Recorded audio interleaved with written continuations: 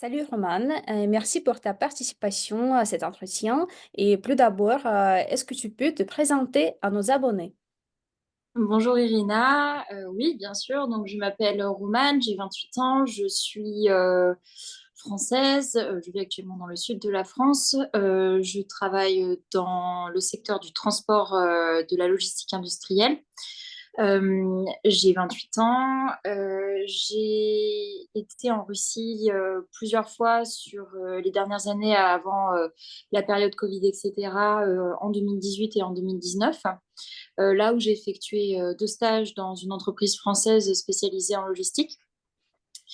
Bien évidemment, étant russophile, je me considère comme russe de cœur, entre guillemets. On va dire que j'ai beaucoup aimé la culture russe. Moi, à côté de ça, j'aime aussi tout ce qui va tourner autour de l'histoire, de la géopolitique, de la culture, et également tout ce qui va être plus attrait à tout ce qui va être skincare, beauty, etc. Voilà. Euh, voilà, c'était quelques raisons pourquoi on a décidé de filmer cette interview, mais quand même, selon toi, pourquoi, euh, pourquoi tu as décidé, pourquoi tu voulais faire cette vidéo avec moi? Eh bien, en fait, je t'ai suivi il y a quelques mois maintenant sur Instagram via des Reels, et j'ai trouvé ton contenu intéressant parce que moi, je scrolle toujours pour voir un petit peu ce qui se passe, et j'ai très souvent avec l'algorithme, j'ai très souvent des professeurs de russe pour les francophones.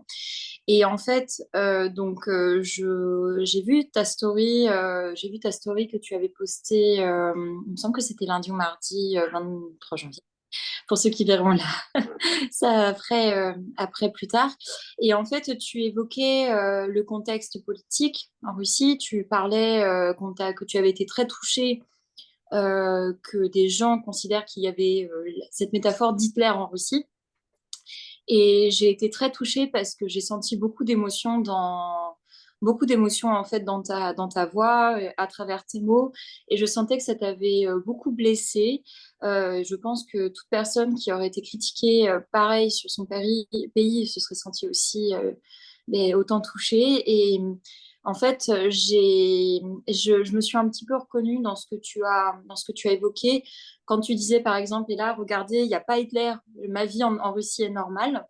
Ça m'a beaucoup touchée parce que ça m'a rappelé aussi à quel point moi aussi, auprès de mes proches, j'ai dû déconstruire, entre guillemets, l'image très autoritaire et très dictatoriale, si je puis dire, de la Russie. Et ça m'a motivée, et du coup, je me suis dit que ça aurait pu être intéressant d'échanger avec toi sur ce point de vue-là, toi étant en Russie, étant francophile, moi étant russophile et ayant vécu aussi en Russie quelques temps. Oui, mais en général, je ne parle pas de la politique, je parle des peuples, de l'amitié franco-russe, et je pense que ton histoire, toi, c'est un des exemples de cette amitié. Tu as fait deux stages en Russie, c'est ça? C'était quoi exactement ces stages et pourquoi en Russie et pas dans un autre pays? Alors bon, pour le côté russophile, il va falloir remonter à très très loin. Quand j'étais plus jeune, j'adorais la musique allemande et j'ai toujours aimé les langues très compliquées à apprendre. Donc pour moi, l'allemand était une langue très compliquée, mais que j'adorais. J'écoutais beaucoup de musique allemande, et notamment un groupe qui s'appelait Cinéma Bizarre, qui était très très connu en Russie à l'époque, qui faisait des fan parties avec leurs fans, et ils passaient beaucoup de musique russe à ce moment-là, notamment Tattoo. Il passait 27 bas,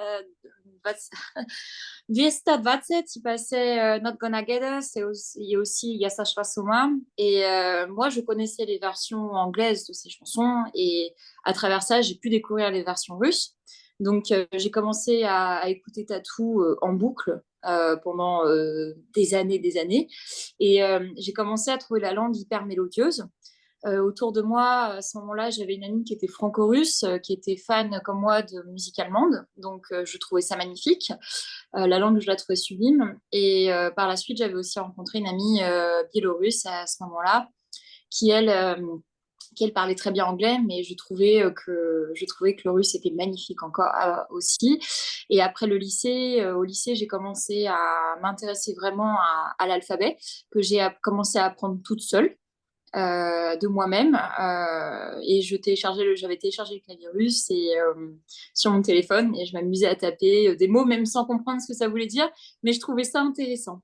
Arrivée à la fac, donc à la fac, moi j'ai fait une fac de langues étrangères appliquées au commerce international.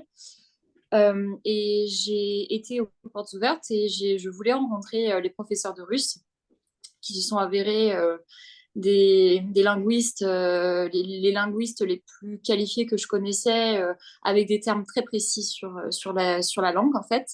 Et ça m'a donné davantage envie d'apprendre le russe. Donc, durant ces 3 années de licence, j'avais 3 langues. J'avais anglais, français, anglais, allemand et russe. Russe en débutant. Et ma passion grandissait davantage. Et j'avais rencontré pour le master pour lequel je candidatais, qui était un master en logistique internationale. Je candidatais en me disant que je voulais prendre russe et je voulais laisser l'allemand derrière moi parce que l'allemand n'était plus, j'avais plus la même passion pour l'allemand que celle que j'avais pour le russe. Donc j'ai décidé de tout plaquer entre guillemets pour apprendre le russe et j'ai rencontré 2 personnes qui avaient deux filles qui avaient fait également leur stage l'année d'avant dans l'entreprise où j'étais en Russie. Et je les ai rencontrées, je leur ai demandé si elles avaient des contacts ou si je pouvais éventuellement postuler. Donc on est parti à 2 avec un ami à l'époque. On a candidaté tous les 2. À l'époque, forcément, on n'avait pas forcément toutes les connaissances que nous avons maintenant sur le transport et la logistique, mais on a passé un entretien et en décembre 2017, nous savions que nous étions pris et que nous allions partir 3 mois en Russie ensemble. Ça, c'était en 2018. Et en 2019, je suis retournée toute seule cette fois-ci dans la même entreprise, mais cette fois 6 mois. Tu parles russe. Tu peux dire quelque chose en russe? Ты говоришь по-русски? Да? Да, я говорю, ça fait longtemps. Да, я говорю по-русски, я изучала русский язык на 5 лет в универе. Я была в России немного раза. В 2018 году и 2019 году я жила там, в Москве. Для меня Москва – это самый красивый город в мире с архитектурой, с культурой, с Ah, атмосферой вообще. Москва, прекрасный Да. город. J'adore Moscou. Ce n'est pas ma ville natale, mais quand même, j'adore Moscou. C'est grand. J'adore me promener à Moscou partout et vraiment, c'est très riche. Parlons de ta vie quotidienne en Russie. Quel type de logement avais-tu? Comment as-tu mangé? Quel temps faisait-il, etc. Tout ce que tu veux. C'est très très drôle que tu me poses cette question parce que ça fait partie des anecdotes que je préfère raconter. Donc, avant tout, il faut savoir que quand je suis partie en Russie, pour aller en Russie, que vous soyez touriste ou que vous souhaitez vous rendre pour travailler là-bas, vous êtes obligé d'avoir un visa, que ça soit de touriste ou de... Donc moi, c'était un visa de spécialiste qu'ils appelaient. Et également pour le travail, vous avez aussi le VKS. Donc, juste avant ça, j'ai été en Russie en janvier 2018 pour pouvoir passer donc, des examens médicaux qui sont obligatoires et un test de langue aussi euh, que j'ai eu parce que ça, c'est des étapes indispensables. Donc, une fois ce visa en poche, vous devez avoir une lettre officielle de l'État russe qui vous invite à venir dans le pays. C'est l'entreprise, en gros, qui vous sponsorise, entre guillemets, donc ce qu'on appelle un voucher. Euh, donc, la première année, au début, nous étions logés à l'hôtel et après, donc, nous avions une agence qui nous aidait à faire des recherches dans les appartements. J'ai oublié le nom du site qui était le plus important, qui est le plus connu en Russie pour la recherche d'appartements. J'ai oublié le nom, mais en tout cas, on cherche. Peut-être, non? Avito Ocean. Comment? Avito Ocean. Cannes. Oui, c'est ça, c'est ça. Donc, nous avions une agence à ce moment-là, en 2018, qui nous avait aidé à trouver un appartement. Mhm. Donc, un appartement typiquement russe, meublé, avec un lit dans le salon, une chambre avec un canapé qui s'étendait, une cuisine toute simple, voilà. Dans les anciens jeux, alors à ce moment-là, j'étais vers Dinama, à ce moment-là, Maman, sur la près de la station travailler, Dinama. c'est bien. J'ai vécu là-bas 2 fois du coup. Donc je pense qu'on était dans les anciens Komunalnaya, parce qu'il y avait pas de, on était au 5e étage et tous les bâtiments se ressemblaient et on vivait dedans. Donc on avait des appartements, j'ai envie de vous dire, si je puis dire, typiquement russes. Et ce fut la même aussi quand je suis retournée en En 2019. russe, c'est comment? Euh, Comment dire, avec alors typiquement russe pour moi c'est vous avez enfin il y a cette typiquement russe pour moi c'est quand vous avez le séchoir à vaisselle qui est rangé en haut. Ça c'est génial parce qu'on n'a pas ça en France Ouais, et ouais. ça pour moi ça fait partie des incontournables dans les maisons russes. Mais tu sais, il y a typiquement russe et typiquement soviétique. Ça existe aussi. Ah d'accord. Bah, alors pour tout ce qui était Typiquement soviétique je ne soviétique, sais pas. non, je pense que tu parles du type. C'était typiquement russe. Euh, Tu Donc décris, c'était ça. je pense que c'était comme ça. Mais tu sais, il y a aussi des appartements de type soviétique et on dit comme babushkina kvartira, comme Ouais, appartement de babushka. Voilà, c'est oui. très, très soviétique, mais il y a quelque chose de l'ambiance. Alors, c'était typiquement russe. Oui, tout à fait, avec un papier peint typiquement russe, avec des jolies arabesques, des couleurs assez claires. Donc oui, voilà, c'était ça. Et puis, bah, en tout cas, le bâtiment était typiquement russe. Euh, Chauffage collectif, euh, coupage d'eau chaude pour vérifier les canalisations. Ça, je l'ai vécu aussi. Donc pour moi aussi, ça fait partie ça de la vie typique dans un appartement russe. Donc ça, c'était à peu près ce que j'avais quand j'étais là-bas. Les loyers étaient à peu près comme en France, comme là où je suis actuellement dans le sud. Le premier appartement pour lui, il était à 50 000 roubles et le deuxième pour moi était à 35 000. Donc c'était des belles surfaces et tout était meublé. L'électricité était moins chère, Internet était moins cher. Ouais. L'eau était moins chère aussi. Donc tout ça était très facilité. Après, pour ce que je mangeais, alors j'allais très souvent au Piri Kröstak, donc l'équivalent Ah, de Carrefour pour ceux qui ne Carrefour, savent ouais. pas. Carrefour, uh-huh. Il y avait aussi Utkonos, Ah, c'était un site un petit peu comme Couseville, un ah, petit peu comme Couseville. peut-être, peut-être. Je sais pas si ça existe toujours, mais Et ouais. je vais regarder, j'avais l'application à l'époque, mais je crois Hein. que ben, j'ai toujours les applications. Alors, ben non, je crois que j'ai dû l'enlever, mais je sais que je recevais encore des SMS de caviar Poutine, ce qui était très très drôle. C'est drôle. Donc, je ne sais pas, j'ai jamais goûté. Donc après, au niveau T'as des mangé? courses, on y avait. Pardon? Qu'est-ce que tu as mangé d'habitude? Oh là! Alors, moi, typiquement, quand j'étais toute seule chez moi ou avec mon ami à l'époque, on cuisinait pas spécifiquement russe. Par contre, on avait beaucoup de snacks russes, Mhm. type les prяники, qui sont Ah toujours bah, mes gâteaux, mes cookies préférés. On avait des pechenniers aussi. Après, on avait tout ce qui était plutôt kéfir, la smetana russe, que j'adore aussi. Après, pour tout ce qui était plus typique, j'ai goûté le khaladiet, j'ai détesté. saladiette. J'ai J'adore. détesté. Mais ça dépend, ça dépend. Parfois, c'est bon, parfois, pas du tout.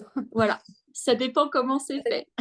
Ouais, c'est ça. Euh, alors, Salade russe?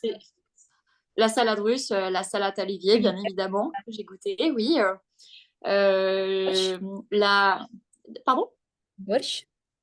Борщ, конечно. Но мне это нравится. Non, Я... J'ai ça dépend préféré, j'ai aussi, ça préféré dépend. les Tu dois, pelmeni ou les tu вареники. dois venir et goûter mon borщ. Euh, je, Ok, je vais cuisiner pour toi, ok? давай, давай, je veux bien. D'accord. Ok, борщ, пельмени. Oui. Не да.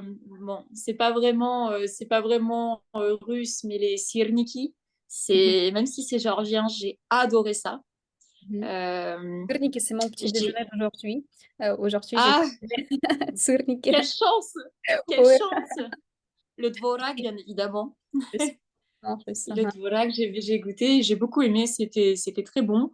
Mhm. Le kéfir, et après, bon, j'avoue que il y a sûrement d'autres choses aussi, mais c'est les choses qui me reviennent le plus souvent en tout cas. Ah, aussi les petites saucisses pas farcies, mais j'ai oublié comment ça s'appelait. Il me semble j'avais vu une fois au Pierre Steak des petites saucisses comme ça qui étaient fourrées ou des petits, je sais plus le nom, mais tout ce qui était surgelé en Russie, c'était le rêve parce que il y avait beaucoup de pelmeni, de valeniki. Donc moi, je prenais très souvent ça et je me faisais ça le soir et j'étais contente. La cuisine est très riche, c'est ça. Et les produits. Ouais, Et, bien nourri.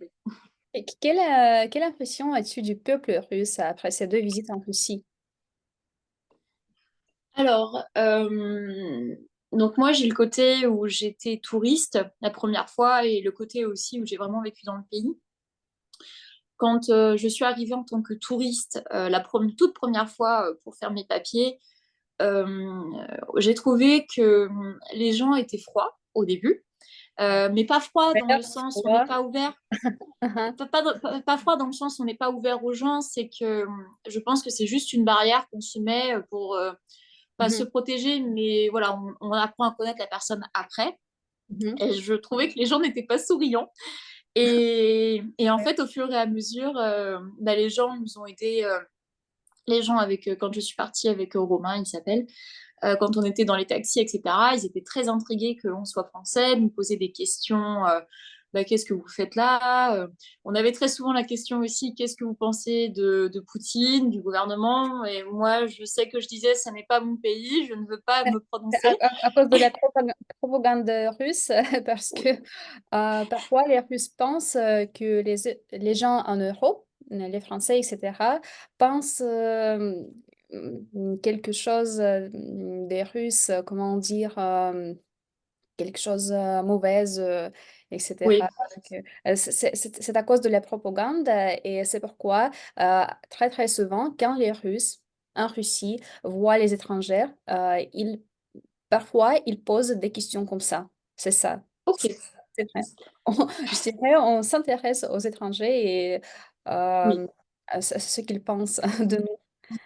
Oui, non, mais c'est vrai que cette question-là m'a été posée plusieurs fois. Après, au niveau des gens, du peuple russe en général, moi, ce que j'ai beaucoup aimé, c'est que bah déjà, donc, au début, je les ai tous trouvés froids. Mais finalement, en fait, quand on découvre les gens, ils ne sourient pas parce ils sont énervés contre la personne, c'est qu'ils n'ont pas de raison de sourire. Donc, pourquoi sourire quand il n'y a pas de raison de nous faire sourire? Les gens du Nord. La Russie, c'est un pays du Nord, mais euh, il faut comprendre que la Russie est très très grande et les gens sont vraiment différents. Et si tu vas au sud de la Russie, c'est une autre chose. Les gens sont très Oui, logiques, souriants et tout ça. Euh, voilà, il faut comprendre. un petit peu comme en France. Peut-être. En général, oui, on ne se rit pas beaucoup. Parfois, on est froid. Même moi, par exemple, quand tu m'as écrit, Salut Rina, j'espère que tu vas bien, blablabla. Et moi, très court. Mes messages sont très courts, mais c'est pas. Mes messages sont très courts, comme Ah, salut, ça va? Oui, Faisons la vidéo demain. Et c'est tout, très très court. C'est pas oui, parce que. Je veux être impoli, c'est la culture. oui, Parfois, c'est la on culture du préfère concret. être ouais, ouais, concret, très concret. Oui, L'information, de l'information concrète, etc. Ouais. Et ouais, parfois, j'ai beaucoup de messages des Français et ces messages sont assez souvent vraiment grands et, et très, très polis. Salut Irina, j'espère que tu vas bien et ton chat va bien, ta mère va bien, tes amis vont bien, etc. oui. etc., etc. Ouais, c'est vrai. Mais les Russes, à mon avis, je ne sais pas, peut-être je dis comme ça parce que je suis russe, mais à mon avis, les Russes sont très, très accueillants. Oui, oui. Est-ce que peut-être tu as rendu quelques visites? Est-ce que chez quelques familles russes, est-ce que tu as vu Ouais, cette table ouais, grande, beaucoup ouais, de plats? oui. Ouais. Mhm. Oui, j'ai en fait, bon, j'ai eu l'occasion de faire toutes les saisons à Moscou presque, bon, sauf l'automne. L'été, c'était pas vraiment un été en 2019 parce qu'il faisait 6 degrés le matin et que j'avais mon manteau d'hiver. Mais oui, oui, oui, les Russes sont très, très accueillants. Alors, comme partout, il y a des imbéciles partout. Mais je sais que oui, les Russes sont très accueillants. Mon ex-compagnon était arménio-russe et j'ai eu l'occasion et même le privilège, si je puis dire, d'être accueillie chez lui pour fêter la nouvelle année. Donc la première partie avec toute sa famille. On avait regardé le discours, un film soviétique et c'est vrai que la table était remplie. On avait Et tout est cuisiné, on avait... pratiquement, ouais, c'est très accueillant. Ah, ah ouais. Ouais. Oui, c'était très accueillant, très convivial. Et je dirais même aussi que quand on est dans une situation un petit peu compliquée, bah, quand moi je suis arrivée en 2019, en mars 2019, mes valises avaient été perdues. Et pendant 2 jours, je n'avais pas mes valises. Et une amie à l'époque m'avait dit, écoute, viens chez moi, même si j'avais un hôtel, elle m'a dit, viens chez moi, m'empruntes des affaires. Et quand tu récupéreras tes valises, tu me les rendras plus tard. Et ça avait été du fait qu'on était très, très amis et qu'elle m'avait aidée. Mais c'est vrai que quand j'avais été dans la famille de mon ex-compagnon, j'avais été accueillie comme un membre de la famille, alors que c'était peut-être la deuxième ou troisième fois qu'il me voyait. Mais j'ai trouvé que oui, il y avait une chaleur humaine. Aussi, je dirais une certaine loyauté en amitié. Les gens sont très loyaux, je trouve. Euh, et oui, sont vraiment très loyaux, vont pas hésiter à être là si besoin. Et je trouve que ça, c'est important. Et ça, c'est pas quelque chose, malheureusement, que l'on retrouve partout. Dans certaines mentalités. Et c'est vrai que moi, j'ai des amis que je n'ai pas vus depuis 5 ans. On parle encore de temps en temps. Il y en a d'autres à qui, malheureusement, j'ai perdu un peu contact. Mais je pense que si je reviens et que je leur dis que je suis là, je pense qu'il y aura de fortes chances que l'on se revoie et c'était comme si on s'était quitté la veille. Et à ton avis, euh, est-ce que tu as réussi à t'intégrer dans la culture russe? Oui, Oui. oui, complètement. Oui, complètement, parce que pendant des mois, j'étais qu'avec des Russes. J'ai fréquenté, donc mon ex était russe, mes amis étaient russes. À un moment, j'avais aussi rencontré des Français qui eux aussi étaient avec des Russes. Donc, on avait ce côté-là où on se comprenait et oui, on s'est très vite intégré. Enfin, moi, je me suis très vite intégrée en tout cas. Euh, et je pense que l'exemple le plus parlant, c'était de ne pas me moucher en public, par exemple, parce que pour une femme, je sais que c'est pas bien de se moucher en public là-bas, donc j'avais du mal à le faire. Et du coup, j'allais me cacher aux toilettes pour pouvoir me moucher, par exemple. Euh, le... Oui, après aussi le fait de... J'ai envie de dire, est-ce que s'intégrer, ça va dépendre de quoi on parle? Parce que à partir du moment où dans un pays, vous êtes en mesure de pouvoir vous comporter normalement euh, et comprendre un petit peu avant de partir dans un pays que vous ne connaissez pas, la culture, les habitudes des gens, ce qui se fait et ce qui ne se fait pas, je pense qu'il n'y a pas de problème en fait. Et moi, c'est ce que j'avais fait, c'est que j'avais longuement étudié une liste de choses que je pouvais faire et d'autres que je ne pouvais pas faire. Et je m'y suis tenue. Et après, j'ai aussi découvert sur place ce que c'était aussi. Et donc oui, je pense que l'intégration a été très très rapide pour moi en tout cas. Mais avant de partir en Russie, est-ce que tu avais des stéréotypes sur ce pays? Oui, oui, beaucoup.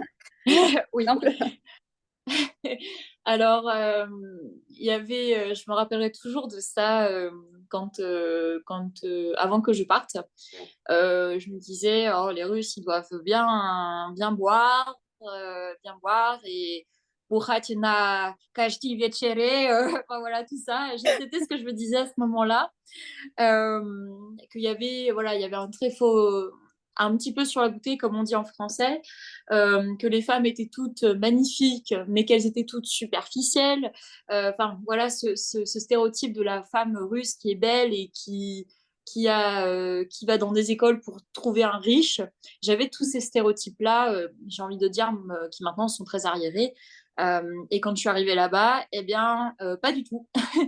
Les gens, certes, les femmes russes sont toutes magnifiques, mais elles ne sont pas superficielles comme on pourrait le croire, nous, en France, par exemple. Et je trouve que bon, il n'y a pas tant de personnes qui boivent tous les jours, même s'il y a un taux d'alcoolisme On travaille important aussi aussi. parfois. Voilà, vous travaillez aussi. Ah ouais. Et je trouve aussi que le travail, le management à la russe au niveau du travail est complètement différent. On n'a rien à voir avec ce que j'ai connu moi en France. Et c'est intéressant aussi, mais il y a du respect. C'est une vie en entreprise normale aussi, hein, mais voilà, c'était les stéréotypes que j'avais. Maintenant, j'en ai plus. Plus du tout. D'accord, d'accord. Et tes amis ont-ils approuvé le voyage en Russie? Et qu'est-ce qu'ils ont dit? Alors, mes amis de l'époque et même encore maintenant, ont trouvé l'expérience très intéressante parce que comme je le disais, il y a beaucoup de stéréotypes que j'ai cassés entre guillemets. Ils voyaient que je m'éclatais là-bas, ils voyaient que tout allait bien, que j'étais en sécurité, que je vivais ma vie comme si je la vivais en France à ce moment-là. Ils ont pas été dérangés, au contraire, ils étaient très heureux que je puisse réaliser mon rêve. C'est plus au niveau de ma famille que ça a été, comment dire, plus délicat, Mhm. notamment ma mère, parce que c'était la première fois que je partais dans un pays Ils étranger. s'inquiétaient? Pour elle, oui, elle s'inquiétait, oui, elle me disait, tu feras attention à ce que tu diras, tu feras attention à ne pas dire des choses qu'il ne faut pas, etc. Et puis en plus, fais attention aux hommes là-bas, etc. Donc, et c'est vrai que ma mère était plus inquiète, mais par contre, elle m'encourageait quand même à poursuivre ce rêve. Et quand elle a vu que j'étais partie la première fois avec mon ami de l'époque, Romain, qu'on est partis tous les deux et qu'on était vraiment toujours ensemble, elle s'est sentie très rassurée. On avait des contacts quasiment quotidiens. Et, et elle était rassurée. Et la deuxième fois, quand j'y suis allée toute seule, elle savait que ça allait très bien se passer parce qu'elle était plus sereine, parce que je connaissais le pays, je connaissais les formalités. Et je pense que ça l'a aidée à être plus sereine et plus confiante sur mon départ la deuxième fois. Et voudrais-tu retourner en Russie? Ah oui, oui. Je pense maintenant, avec le recul, au début, je voulais rester travailler en Russie. Bon, les événements ont fait que ça n'a pas pu se faire après la fin de mon deuxième stage. Donc, je suis rentrée en France, mais pour moi, j'avais toujours pour but de revenir en vacances, de refaire des activités comme je faisais avant, et je voulais y retourner. Et oui, c'est un objectif que je n'ai pas perdu de vue. Ça fait 5 ans que je suis en France maintenant, bien établie. Mais c'est vrai que quelque part, quand on a vécu une expérience en tant qu'étranger qui s'est aussi bien passée que la mienne, et je pense que tous les francophones qui ont pu se rendre en Russie et qui ont vécu aussi cette expérience se diront, il faut vraiment vivre cette expérience pour la comprendre. Mais on garde toujours une partie un peu de nous, on garde toujours un peu une partie de la Russie en nous. Et on n'a pas un manque constant, mais on a beaucoup de nostalgie quand on revoit les souvenirs. Et moi, c'est un petit peu ce que j'ai. Mais oui, je souhaite y retourner quand ça sera possible et quand je pourrai et dès que je pourrai, oui, sans hésiter. Bienvenue. Qu'est-ce que tu voudrais dire aux Français qui pourraient voir cette vidéo? J'ai envie de dire que déjà, avant de vous rendre en Russie, si vous avez envie d'y aller pour travailler, ou même pour des vacances, apprenez des bases en russe parce que les Russes ne parlent pas anglais ou ils peuvent se forcer à, mais ils vont préférer quelqu'un qui va parler leur langue, même des petits mots. Apprenez l'alphabet parce que tout n'est pas forcément toujours écrit en anglais. Et surtout, renseignez-vous. Ne prenez pas pour acquis ce que l'on peut entendre dans les médias ou sur les réseaux sociaux. Ne prenez pas pour acquis ce que vous avez pu apprendre à l'école. La Russie est un pays qui a une histoire très très riche. Ouais, c'est ça. Euh, voilà, donc une histoire très riche, une culture extrêmement riche. Il n'y a pas que Moscou, il y a aussi d'autres parties de la Russie qui sont aussi à découvrir. Euh, Chaque mentalité est différente aussi. C'est le plus grand pays du monde, donc il faudrait toute une vie pour visiter tout le pays. Donc oui, se renseigner, apprenez à apprivoiser la culture russe, à comprendre pourquoi certaines choses ne se font pas, pourquoi d'autres choses vont se faire plus facilement en Russie et pas dans votre pays d'origine. Donc ici, je parle de choc culturel parce que ça peut arriver. Euh, Renseignez-vous aussi bien sur les formalités pour rentrer sur le pays, ça c'est très très important. Juste comportez-vous normalement, tout simplement. Et, et aussi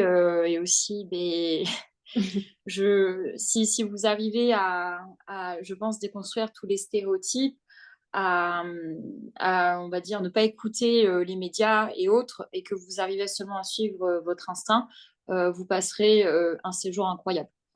Ça, c'est sûr. Voilà. Merci. Et qu'est-ce que tu voudrais dire aux Russes qui pourraient voir cette vidéo? Ouh là là. Всем привет! Non, j'aimerais surtout dire que si je réfléchis parce que là aussi c'est pareil, c'est tellement compliqué et j'ai pas envie de dire quelque chose qui pourrait offenser. Moi, je dirais continuez d'être fier de votre pays, de votre culture et de ce que vous êtes, vous en tant que peuple, et pas. J'ai pas envie d'associer ça avec voilà avec ce qui se passe en ce moment. Ce sont des choses complètement différentes, mais restez fiers de qui vous êtes, de la culture de votre pays. Vous avez une culture qui est incroyable et juste continuer comme ça. Euh, N'ayez pas peur non plus de venir en France, on est gentil aussi. Non, ça tu pourras couper. Mais non, juste continuer à tout simplement à être vous-même. Continuer à développer votre pays, continuer à améliorer votre qualité de vie. Bon, moi, j'y étais il y a 5 ans et je sais que la qualité de vie était incroyable. Déjà à ce moment-là, comparé aux années de la perestroïka. Et là, je vois qu'il y avait eu beaucoup de progrès. Donc, j'espère de tout cœur que ça continuera.